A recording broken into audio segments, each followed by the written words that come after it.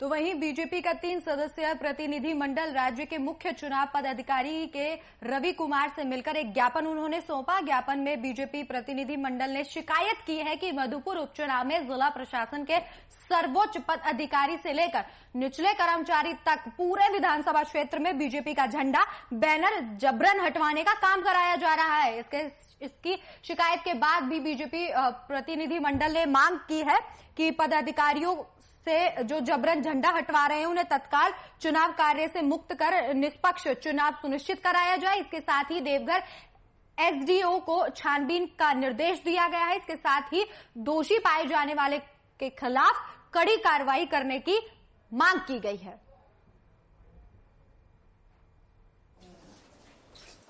यहाँ पे मधुपुर के चुनाव के ये हमारे देवघर में जो कार्यकर्ता है और पार्टियां की चुनाव के तहत पार्टियां की बैनर और झंडे लगे हुए हैं कार्यकर्ताओं के यहाँ या जो हमारे चहेते हैं उनके यहाँ, तो ऐसे समय में सारे पार्टियां की झंडा और बैनर लगे हुए हैं, लेकिन प्रशासन स्पेशली एक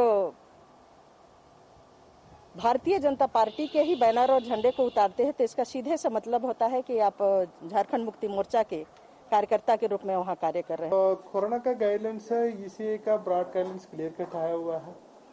हम लोगों को सभी कितना कर्मचारी है, बूथ है, सब जहाँ पर उसका पूरा तरफ से पालन करने के लिए हम लोग निर्देश है वो कराया जा रहा है।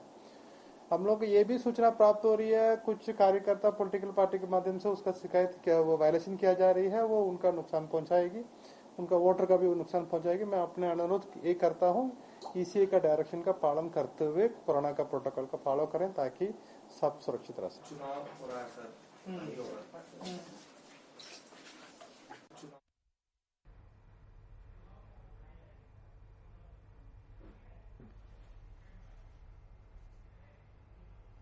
तो इस खबर पर जानकारी साझा करने के लिए हमारे संवाददाता शुभम हमारे साथ लाइव जुड़ चुके हैं। शुभम, जानना चाहेंगे कि बीजेपी ने सीधे सीधे जिला प्रशासन पर यह आरोप लगाया है कि वो जेएमएम के इशारे पर काम कर रही है।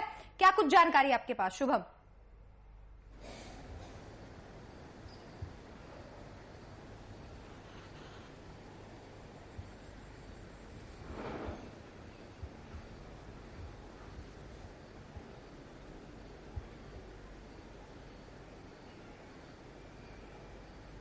शुभम, क्या आपको हमारी आवाज मिल पा रही है?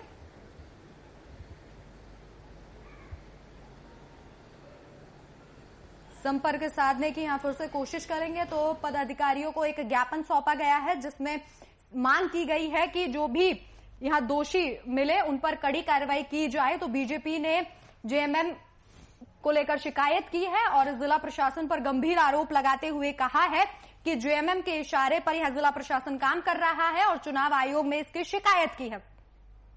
तो मधुपुर उपचुनाव को लेकर लगातार सियासत जोरों पर है। ऐसे में जहां एक तरफ बयानबाजी का दौर जारी है तो वहीं पर शिकायतों का दौर भी लगातार जारी है। और बीजेपी का एक प्रतिनिधि मंडल, 3 सदस्यीय प्रतिनिधि मंडल यहां चुनाव आयोग से उन्होंने मुलाकात की और एक ज्ञापन सौंपा जिसमें यह लिखा गया है कि जेएमएम के इशारे पर जिला प्रशासन काम कर रहा है और लगातार बीजेपी के कार्यकर्ताओं के घरों से झंडे और बैनर जबरदस्ती हटवाए जा रहे हैं।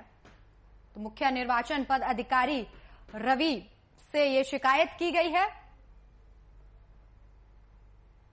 चुनाव आयोग के दर पर बीजेपी पहुंची है। लगातार आरोप प्रत्यारोप का सिलसिला जहां जारी है तो वहीं दूसरी तरफ मधुपुर उपचुनाव को लेकर शिकायतों का दौर भी अब चल चुका है।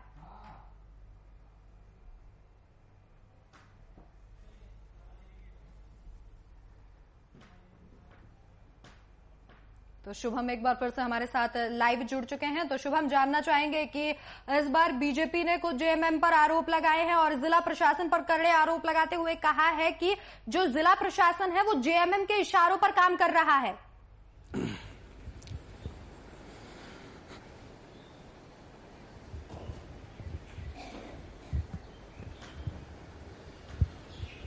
बिल्कुल राखी, देखिए मधुपुर उपचुनाव ना अब एक चुनावी संग्राम के रूप में देखा जा रहा है और कह सकते हैं तमाम राजनीतिक पार्टी एक दूसरे पर आरोप और प्रत्यारोप करते हुए नजर आ रही है।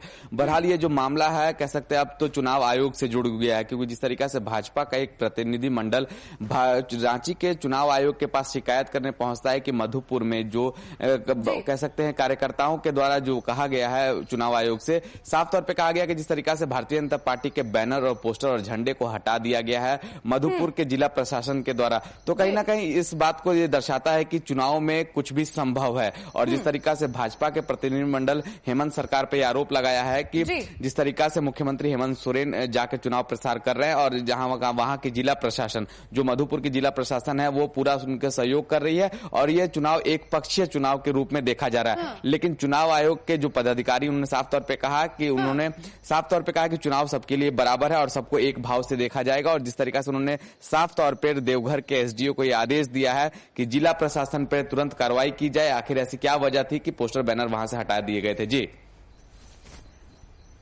जी शुभम, तमाम राज्यों में, अन्य राज्यों में देखा गया है कि बीजेपी की शिकायत लगाई जाती है, लेकिन यहां पहली बार ऐसा हुआ होगा जब बीजेपी ने विपक्ष की शिकायत लगाते हुए चुनाव आयोग के दर पर पहुंची और उन्होंने कहा है कि जेएमएम के इशारों पर जिला प्रशासन चल रहा है। तो ये तो उल्टी एक तस्वीर यहां देखने को मिली है।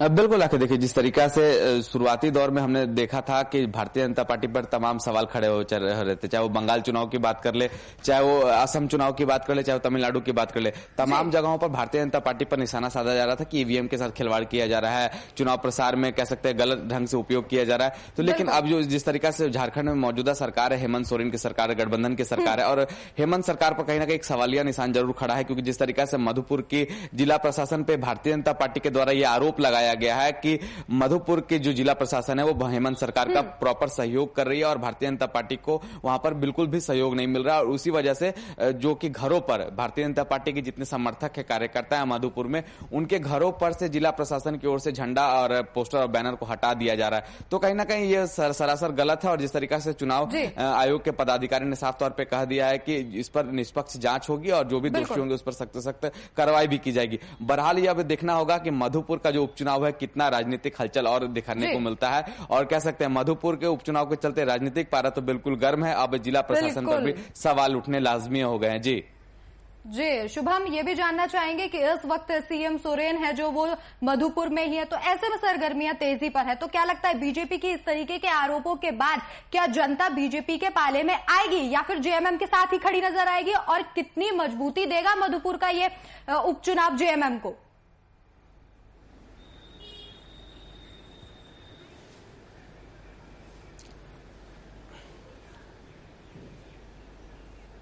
देखिए, अब अगर मजबूती की बात करें और जनता की बात करें तो जिस तरीका से अब जनता को ही अपने मत का इस्तेमाल कर आने वाले मुखिया का प्रतिनिधित्व करना है और आने वाले मुखिया को चुनना है। लेकिन सबसे बड़ी बात है जिस तरीका से मुख्यमंत्री हेमंत सोरेन मधुपुर उपचुनाव में चुनाव प्रसार करने के लिए रांची से रवाना हो गए। 6 दिवसीय ये चुनाव प्रसार का कार्यक्रम है मुख्यमंत्री हेमंत सोरेन का, और एड़ी चोटी की जोड़ मुख्यमंत्री हेमंत सोरेन ने लगा दी। और मुख्यमंत्री हेमंत सोरेन ने यह दावे भी किए हैं कि इस बार का जो मधुपुर उपचुनाव होगा इस बार गठबंधन की झोली में गिरेगा। तो कह सकते हैं तमाम राजनीतिक पार्टी, भारतीय जनता पार्टी भी इस दौर में कहीं पीछे नहीं है। भारतीय जनता पार्टी के कई दिग्गज नेता लगातार मधुपुर की जनता के बीच जा रहे हैं और मधुपुर की जनता को अपने कार्यों का कह सकते हैं लुभावना देकर अपने तरफ आकर्षित करने का प्रयास कर रहे हैं।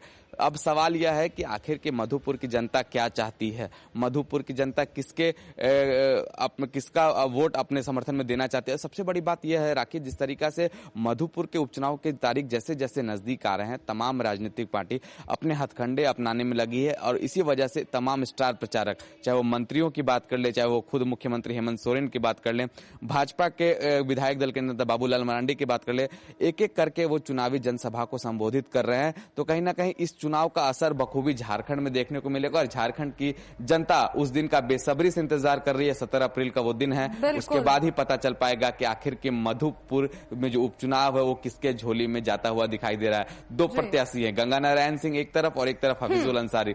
दोनों प्रत्याशियों में कांटे की टक्कर है और कांटे की टक्कर को कह सकते हैं अब जवाब राज्य की जनता देगी, मधुपुर की जनता देगी और उस दिन का बेसब्री से लोगों को इंतजार रहेगा। जी शुभम, जैसा कि आपने बताया कि बीजेपी और हेमंत सोरेन दोनों ही कांटे की यहां पर टक्कर जेएमएम और बीजेपी में, लेकिन क्या लगता है कि दोनों के प्रत्याशी काफी स्ट्रांग है, तो क्या लगता है कि बीजेपी का दबदबा ज्यादा है इस वक्त या फिर जेएमएम का दबदबा ज्यादा है?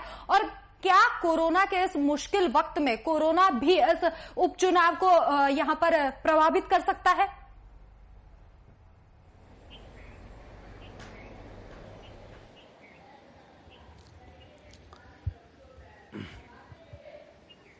देखिए, पहले तो बात कर हम अगर कोरोना की राखी, तो चुनाव आयोग ने साफ तौर पे कह दिया है कि जो भी चुनावी रैली होगी, जो भी चुनावी सभा होगी, वो कोरोना के बनाए गए नियम और प्रोटोकॉल के तहत होगी। लेकिन जो मौजूदा स्थिति है, ग्राउंड रिपोर्ट की मैं बात बताऊं आपको, तो वहां पर संपूर्ण रूप से कोरोना गाइडलाइन की धज्जियां उड़ाई जाती है। तो कहीं ना कहीं अब इस वक्त जिला प्रशासन को सख्ते में आना पड़ेगा और चुनाव आयोग को भी इस पे कड़ी कदम उठाने पड़ेंगे, क्योंकि साफ तौर पर कोरोना के जो बढ़ते आंकड़े हैं वो पूरे राज्य के लिए, पूरे देश के लिए चिंताजनक विषय बन चुका है।